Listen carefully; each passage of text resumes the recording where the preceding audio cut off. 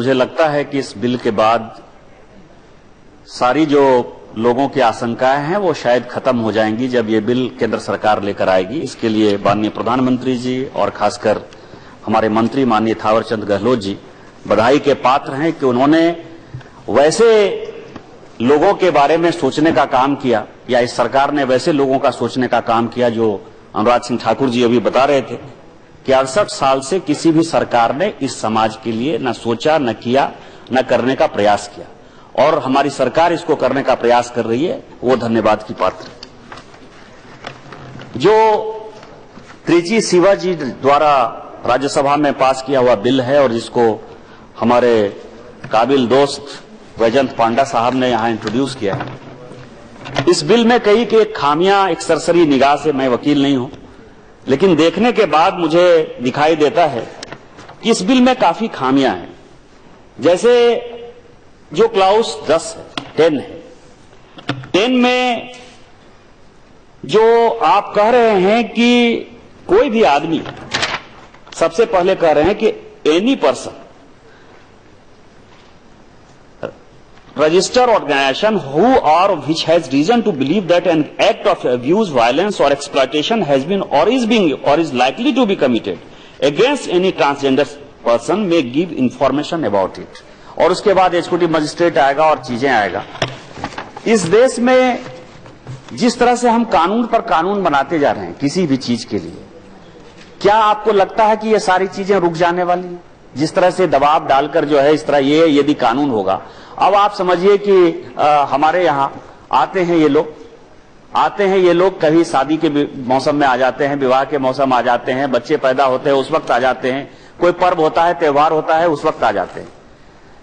किसी को अच्छा लगता है कि उनको बुलाकर बात करते हैं, उनको पैसा दे देते हैं। कोई ऐसा होता है परिवार जो कि पैसा नहीं दे सकता है।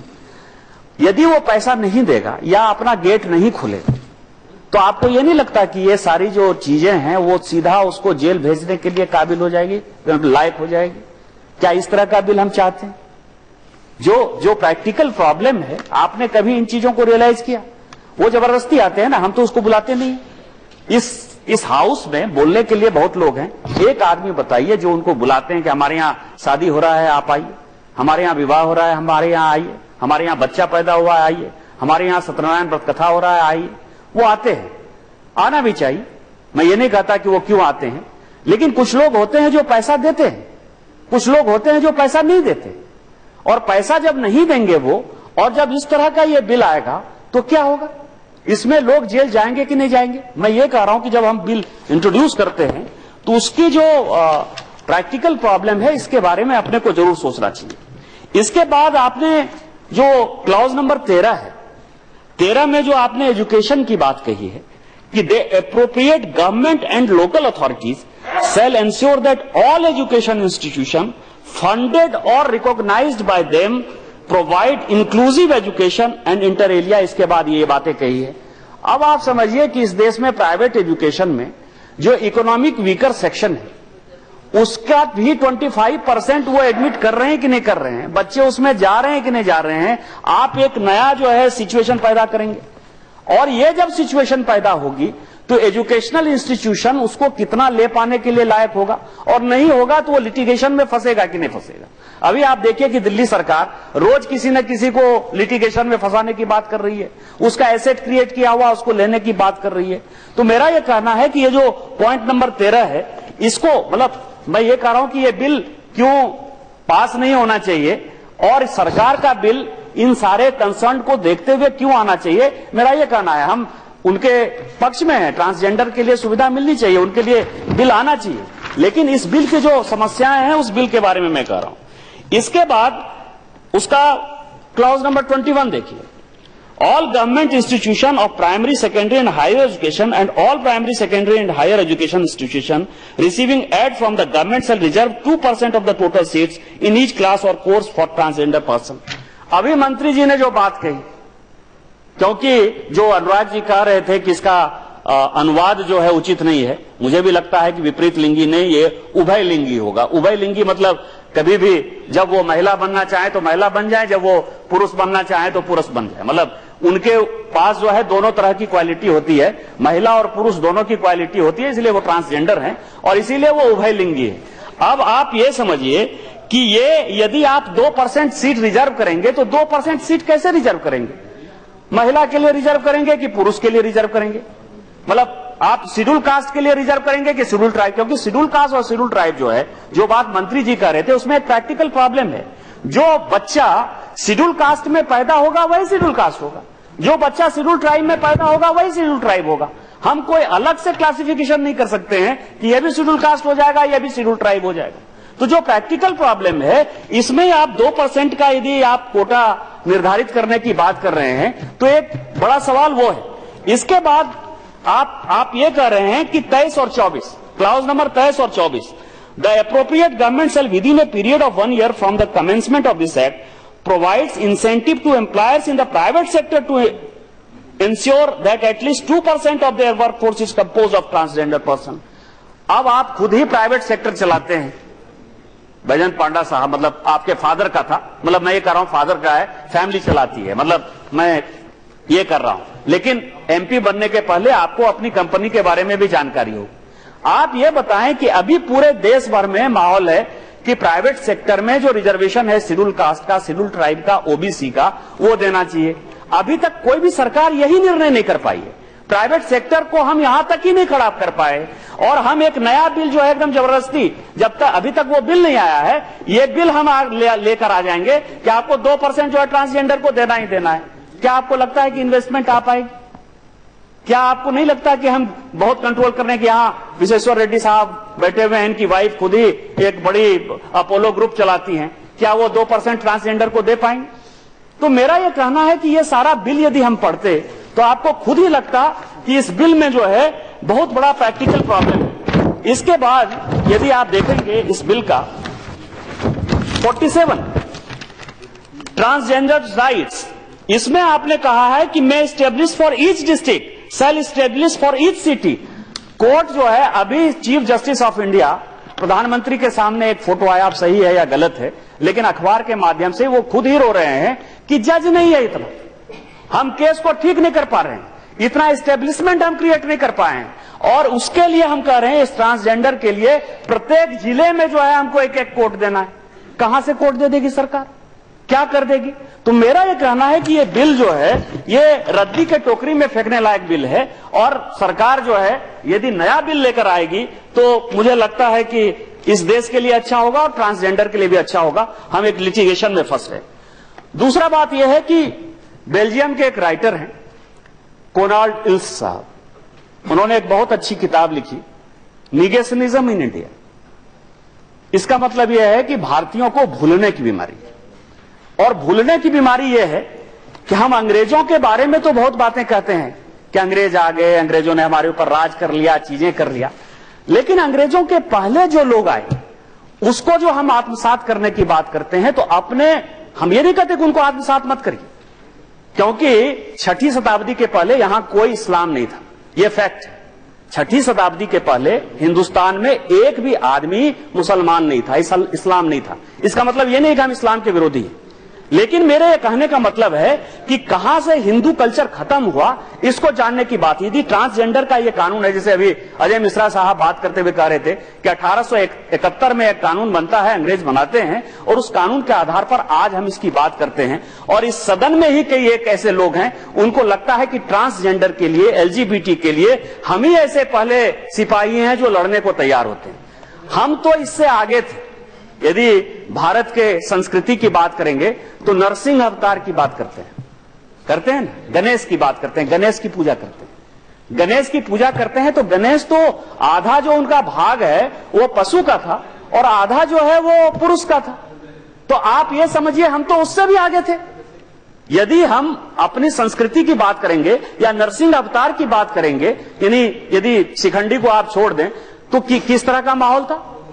तो मेरा यह कहना है कि हमारा जो भारतीय सभ्यता संस्कृति था उसमें हमेशा इन चीजों को, ट्रांसजेंडर हो, ट्रांसजेंडर का भी एक्सट्रीम ट्रांसजेंडर हो, यानी पशु और मनुष्य का भी यदि कोई मिलन हो तो हम तो उसको हमेशा से मानते रहे और उनकी पूजा करते हैं। सबसे पहले हम गणेश की पूजा करते हैं। नरसिंह अवतार जो है 10 अवतार में जो है एक अवतार नरसिंह अवतार भी है। तो मेरा यह कहना है कि 1871 के इस एक्ट के बाद यदि हमको लगता है कि हम एक नया चीज करने आ रहे हैं और उनको समाज में हमको सम्मान देना है, समाज में सम्मान तो ये भारत पर जिन लोगों ने अटैक किया, जिन्होंने भारत की सभ्यता संस्कृति को खत्म करने का प्रयास किया, अंग्रेजों ने जिस ढंग से कानून बनाकर उनको कुचलने का प्रयास किया, उन्होंने सबसे पहला अटैक किया। तो इसीलिए मुझे नहीं लगता कि इसमें से अपने को कोई बहुत सिंपैथेटिक होने की आवश्यकता है। और यदि आप देखेंगे तो रामायण की यदि कहानी आप देखेंगे कि रामायण में जब 14 वर्ष के लिए राम जी वनवास में जाने लगे तो उन्होंने लौटने के लिए कहा पूरे अयोध्या वासियों को कि भैया आप लौट जाइए।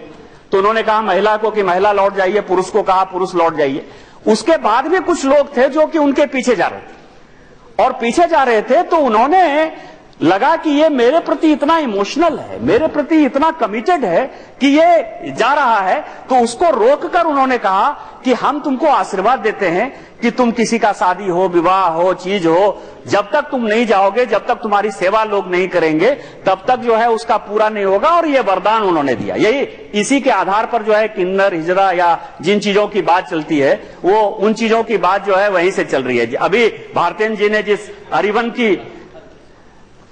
की बात कही, मतलब भर्तरी भाई हैं, वो शायद वो कहने आ रहे कि 14 साल बाद जब वापस आए तब वो वहां पर बैठे हुए। चलिए सर, यही मैंने कहा था उस दिन चेयरमैन सर, वो बैठे थे, मैं उसी में आ रहा था। नहीं, बोलिए। जब ये सारे अयोध्यावासी गंगा के किनारे पहुंच गए और गंगा पार होने से पहले राम जी ने कहा कि आप वापस चले जाइए, जो नर है, जो नारी है, आप सब वापस चले जाइए अयोध्या और मैं 14 साल के बाद आपको आके मिलूंगा। 14 साल के बाद जब वो लौटे, उन्होंने देखा कि कुछ अयोध्यावासी वहीं बसे हुए हैं। तो उन्होंने पूछा कि मैंने तो कहा सब आप वापस चले जाइए, फिर आप गए क्यों नहीं? तो उन्होंने कहा कि ये सारे लोग कहे कि आप तो नर को बोले और नारी को बोले, हमें तो नहीं बोले। तो उसी दिन से वाल्मीकि जी ने रामायण में जो लिखा है किन्नर, ये शब्द वहीं से आया है। मैंने इसलिए उस दिन मंत्री जी को कहा कि ये ट्रांसजेंडर और विपरीत लिंगी जो शब्द आपने कह रखे हैं, हमारे साहित्य में और वाल्मीकि जी के शब्द में ये आया है किन्नर, और ये शब्द आप अपने हिंदी ट्रांसलेशन में लाइए। जब आप सरकार की तरफ से आएंगे तो हम सहज से, आसानी से समझ जाएंगे कि किस वर्ग को आप कह रहे हैं। तो वो गंगा किनारे में वो किन्नर थे। शायद राम जी के साथ वो फिर अयोध्या लौटे 14 साल के बाद। तो लौटा है वो जी। वो भी लौट आए और भरत जी भी लौट आए। इसी तरह से यदि जैन धर्म की बात करेंगे तो जैन धर्म में भी साइकोलॉजिकल सेक्स की बात जो है कही गई है। मैं जो ये कह रहा था कि निगेशनिज्म इन इंडिया है, आप नहीं थे भर्तरी भाई, मैं उसी को बताने का प्रयास कर रहा था कि गणेश की कैसे पूजा होती है, नरसिंह अवतार क्यों होता है। तो मेरा यह कहना है कि यदि जैन धर्म को भी लेंगे, साइकोलॉजिकल सेक्स, और इवन जिसको हम लोग भूल गए हैं, यदि मुगल दरबार की भी बात करेंगे, ऑटोमन एम्पायर की भी बात करेंगे, तो सभी जगह जो है उनको एक सम्मान की दृष्टि से देखा गया है। और जो गायत्री रेड्डी जी आपके यहाँ की, उन्होंने बड़ी अच्छा किताब लिखा है कि with respect to sex negotiating hijra in South India, जो लिखा है उसमें इन सारे चीजों का जो है उन्होंने डिटेल जिक्र किया है। मतलब मैं उस किताब को बहुत पढ़ना नहीं चाहता, लेकिन आज जो सिचुएशन है पूरी दुनिया का, उस पूरी दुनिया में ट्रांसजेंडर की स्थिति क्या है और अपने को क्या करने की आवश्यकता है। और इसमें जो यूनाइटेड नेशन है, यूनाइटेड नेशन एक इंस्ट्रूमेंट है और उसको लगता है कि पूरे दुनिया में एक तरह का कानून होना चाहिए, एक तरह की चीजें होनी चाहिए। और जिस तरह से इवन फाइनेंस के भी चीजों में यदि WTO के प्रभाव को यदि आप देखें तो वर्ल्ड ट्रेड ऑर्गेनाइजेशन का मतलब यह है कि पूरा दुनिया जो है एक बाजार है और सभी दुनिया में एक तरह से ये काम करें। और इसी कारण से जो आर्टिकल 6 है universal declaration of human rights 1948, उसका जो आर्टिकल 16 है वो international convention civil and political rights जो 1966 में रिकॉग्नाइज किया गया और जो आर्टिकल 17 है आईसीसीपीआर स्टेट्स का, उसने कहा है कि कोई भी अनलॉफुल इंटरफेरेंस जो है इस तरह के समाज में नहीं होना चाहिए, कोई भी डिस्क्रिमिनेशन जो है वो नहीं होना चाहिए। और उसके लिए एक मीटिंग जो है गडजा मादा यूनिवर्सिटी योगकर्ता में जो है वो 6 से 9 नवंबर 2006 में एक मीटिंग हुई कि पूरी दुनिया में इस तरह ट्रांसजेंडर के लिए किस तरह से कानून बनना चाहिए, किस तरह की समस्याएं हैं और किस तरह से इसको पूरा किया जा सकता है। और वो उसने जो कुछ योगकर्ता प्रिंसिपल जो है, जो जिसके आधार पर कि पूरी दुनिया ने कही, एक दुनिया ने अपना कानून बदला और मुझे लगता है कि भारत सरकार भी उस योगकर्ता प्रिंसिपल के आधार पर जो है आगे बढ़ेगी। उसने पहला काम किया कि the right to universal enjoyment of human rights, जो सबसे बड़ा सवाल है, जो अभी स्वागत बाबू भी बात करते हुए बता रहे थे, भारतीय जी बता रहे थे कि ह्यूमन राइट्स का जो है वायलेशन ये सभी जगह इसमें होता है। और उसमें से स्टेट्स को उसने कुछ सुझाव दिए, राज्य को कुछ सुझाव दिए कि क्या क्या चेंज हो सकते हैं। और उसने कहा कि संविधान में एक अधिकार देना चाहिए, संविधान में अधिकार देना चाहिए, जो आर्टिकल 14 जो हमारा है, यदि 14, 15, 19, 21 और 53 को यदि एक साथ 253 को यदि हम देखेंगे तो मुझे लगता है कि हमारे भारत के संविधान में भी ये सारी चीजें हुई हैं, कोई डिस्क्रिमिनेशन नहीं था, लेकिन उसको इंटरप्रेट करने का जो तरीका था वो गलत था। तो उसने कहा, उसके बाद जो कहा कि क्रिमिनल डिस्क्रिमिनेशन नहीं होना चाहिए, जो 1871 का एक्ट था जिसके आधार पर आप ये कह सकते थे कि इन लोगों को क्रिमिनल की श्रेणी में ला गया, जिसको भारत के आजादी के बाद जो है हमने चेंज करने का प्रयास किया।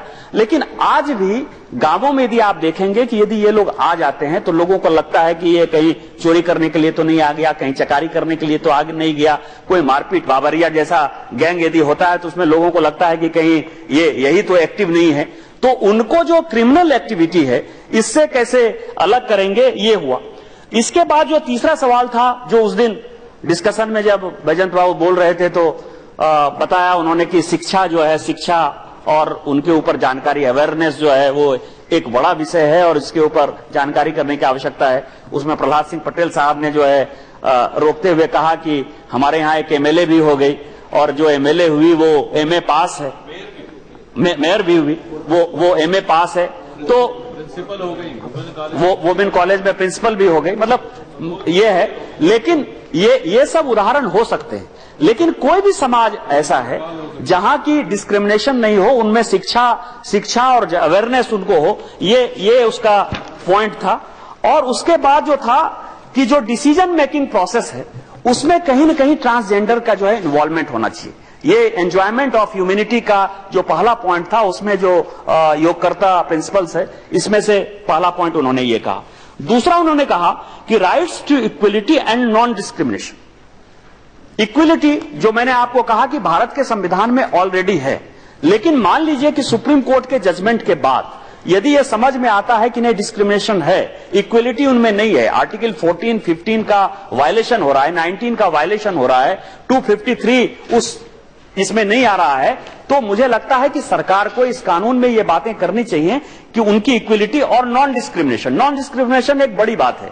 क्योंकि समाज में ये जो बीच का जो 150, 200, 400 साल का जो इतिहास है, क्योंकि इसके पहले तो मैंने आपको बताया कि उनको कितना सम्मान होगा जिस महाभारत के युद्ध का जिक्र कर रहे हैं। यदि शिखंडी को सारथी बनाकर लाया गया तो उनकी योग्यता पर तो, क्षमता पर तो बहुत विश्वास होगा ना, क्योंकि लड़ाई जो है भीष्म पितामह से हो रही थी और भीष्म पितामह महाबली थे, बाहुबली थे, उनको कोई हरा नहीं सकता था।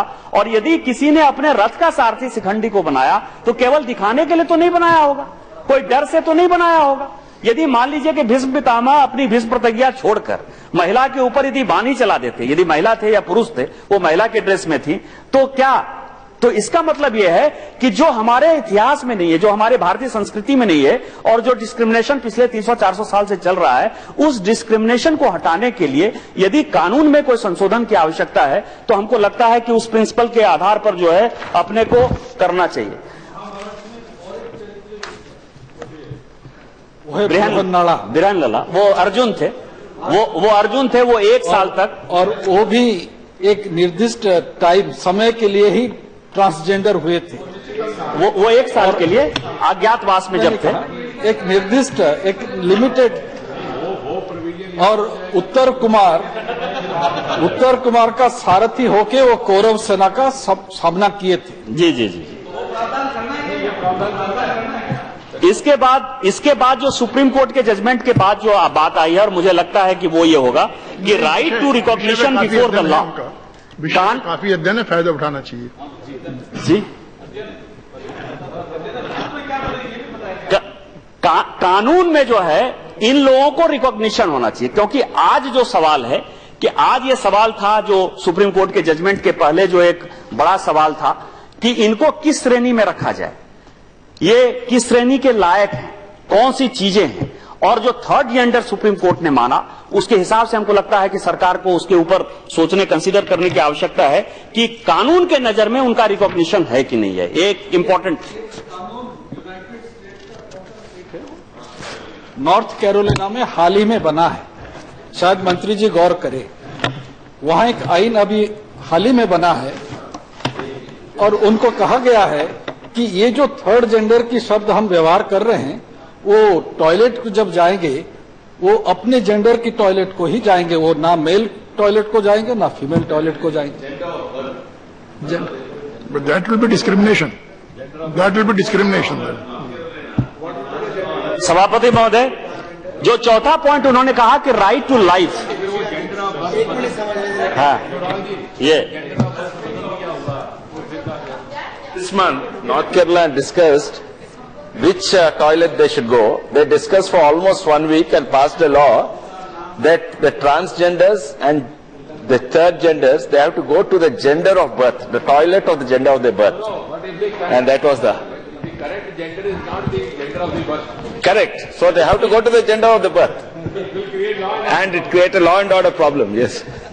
सभापति महोदय, जो चौथा पॉइंट उन्होंने कहा है कि द राइट टू लाइफ, जो अभी भारतेंद्र जी बता रहे थे कि कई एक लोग HIV से पीड़ित थे, इसका मतलब कि वो जिंदगी कैसे जिएंगे, राइट टू लाइफ जो है उनका कोई भी निश्चित नहीं है। वो खाना बदोश की जिंदगी जिएंगे, घर में रहेंगे, वो किसी क्वार्टर में रहेंगे, किसी समाज में रहेंगे। तो एक राइट टू लाइफ का जो प्रोटेक्शन है, मतलब ये मैं कह रहा हूं कि जिन चीजें ये चीजें जो है उस कानून का पार्ट होना चाहिए, और जो कि इस बिल में मुझे कहीं दिखाई नहीं देता है कि आप नेशनल कमीशन बना रहे हैं। ये केवल ये है कि डंडा मार के हम समाज को कैसा करेंगे, डंडा मार के हम कुछ नहीं कर सकते। हमने इसी समाज में, यहाँ रमा जी बैठी हुई हैं, काफी एक्टिव थी उस वक्त, निर्भया कांड के बाद जो है हमने एक और बिल ला दी। क्या उस बिल के बाद जो है इस तरह की घटनाएं महिलाओं पर बंद हो गई, महिलाओं पर अत्याचार हो गया? इसी 498 एक डॉरी का केस जो है हमने बनाया कि डॉरी जो है होगा तो हम किसी को इमीडिएटली बिना किसी बहस के ये कर देंगे। आज ये बताइए कि 498 में महिलाएं ज्यादा जेल में है कि पुरुष ज्यादा जेल में? एक महिला को बचाने के लिए 10 महिला जेल में जाती है।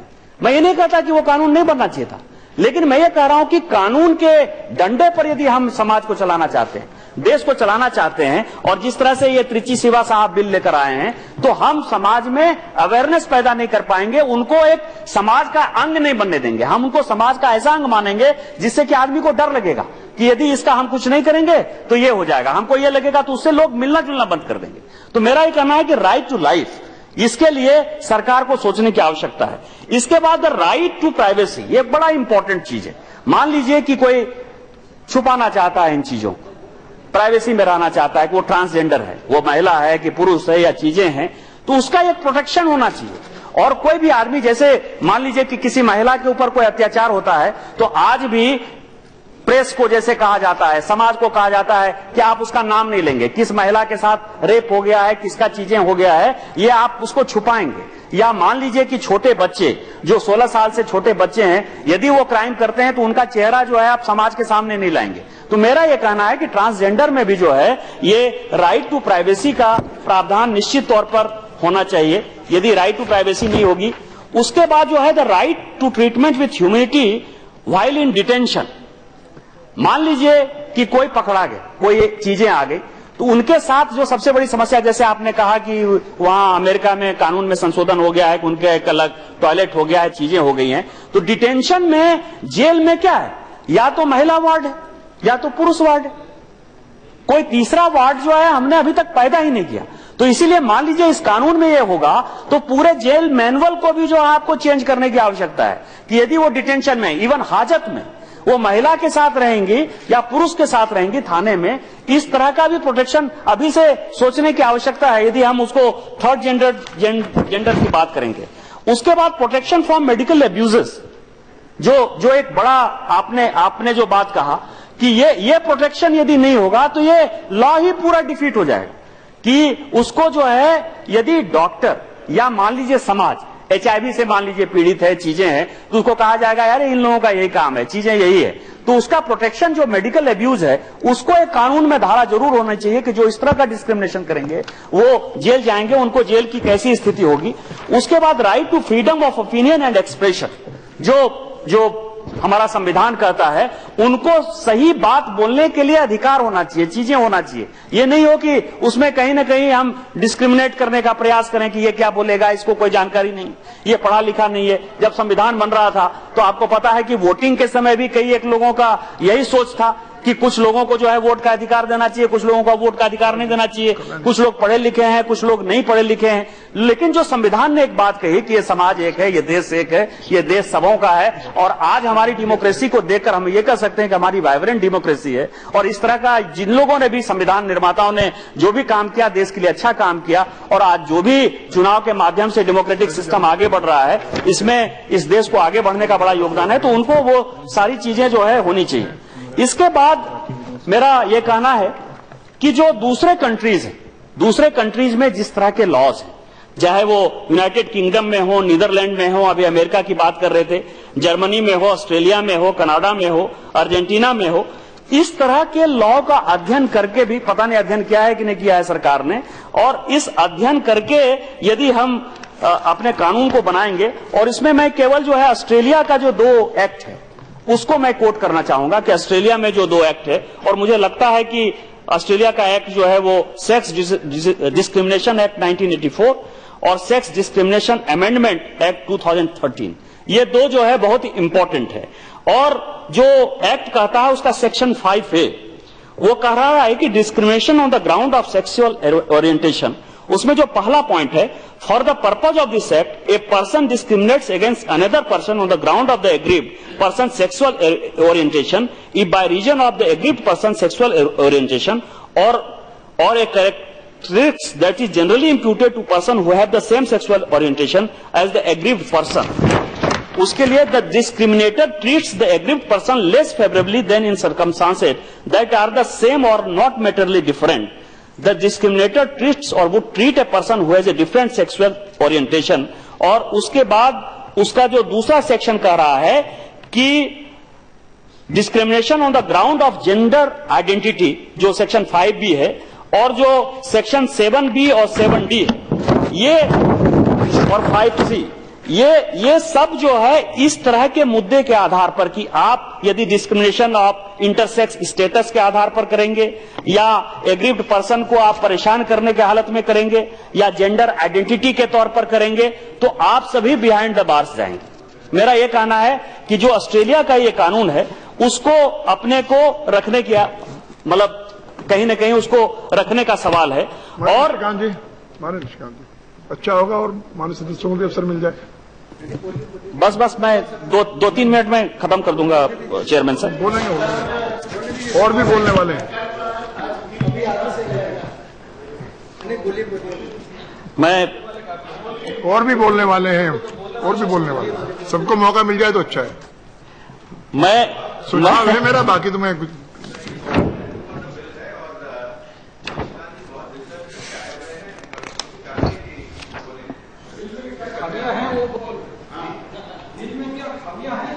ये बोल चुके हैं, ये हमने 4-5 पॉइंट पहले ही जो है कह दिया कि सेक्शन 13 क्या है, सेक्शन 47 क्या है, ये सारी बातें हमने कह दी।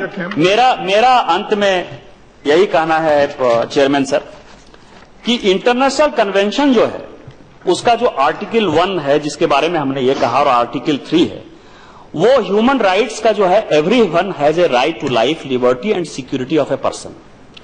आर्टिकल 6 जो है वो 1966 का, वो अफर्म करता है कि every human being has the inherent right to life, which rights shall be protected by law and no one shall be arbitrarily deprived of his life. और आर्टिकल 5 जो कह रहा है ह्यूमन राइट्स का और article 7 of international convent on civil and political rights का, वो कहता है कि no one shall be subjected to torture और टू क्रूएल इनह्यूमन और डिग्रेडिंग ट्रीटमेंट और पनिशमेंट। तो ये सारे जो हैं वो हमारा जो article 12, article 14, article 15, article 19, article 253 वो और ये जो यूएन कन्वेंशन का जो सारा विषय है, इन सभी को जोड़कर पूरे दुनिया के लॉ को जोड़कर और आज जो ये समाज अपने आप को उपेक्षित महसूस कर रहा है या समाज में जो उनको सम्मान नहीं है, सम्मान की जिंदगी जीने के लिए जो वो जद्दोजहद कर रहा है, लड़ाई लड़ रहा है, उसके लिए मेरा आपके माध्यम से इस सरकार से, भारत के प्रधानमंत्री से और इस सदन से आग्रह है कि जो भी कानून लेकर आइए, ये नहीं कि जल्दबाजी में हम कानून लेकर आ गए, ये बिल है बैजंत पंडा साहब तो कभी भी उसको वापस कर लेंगे। यदि सरकार बहुत ही अच्छे मन से कानून लेकर आ रही है, मैं इसका स्वागत करता हूं, लेकिन मेरा यह कहना है कि इसमें जो चर्चा हो रही है, जिसके बारे में स्वागत बाबू और भर्तृहरि बाबू का बड़ा यह था कि जब सरकार कानून लेकर आ ही रही है तो हम दूसरे बिल को कर ले, लेकिन उस कानून के पहले जो चर्चा हो रही है, इसमें जो लोग भाग ले रहे हैं, उनकी जो भावना है, वो जो चीजें समझते हैं, उन्होंने जो अपनी जानकारी दी है, मेरा सरकार से आग्रह है कि इस जानकारी को भी आप अपने कानून में इंक्लूड कर लीजिए और इससे एक अच्छा कानून बने, इस समाज को हम सम्मान की जिंदगी दे पाएं। यही हमारा सबका साथ, सबका विकास, एक भारत श्रेष्ठ भारत, ये हमारे प्रधानमंत्री का जो नारा है, इसी माध्यम से मुझे लगता है कि सफलीभूत होगा। आगे वक्ता और बोलेंगे इन्हीं शब्दों के साथ। जय हिंद, जय भारत। हम लोग बचपन में थे तो बाइस्कोप सिनेमा देखते थे, वो दिखाता था या हवरे का पुल देखो, मक्का शहर मदीना देखो, यमपुरी यमखाना देखो, दिल्ली का जमा मस्जिद देखो, 6 मन की रानी देखो, 9 मन का बुलाक देखो।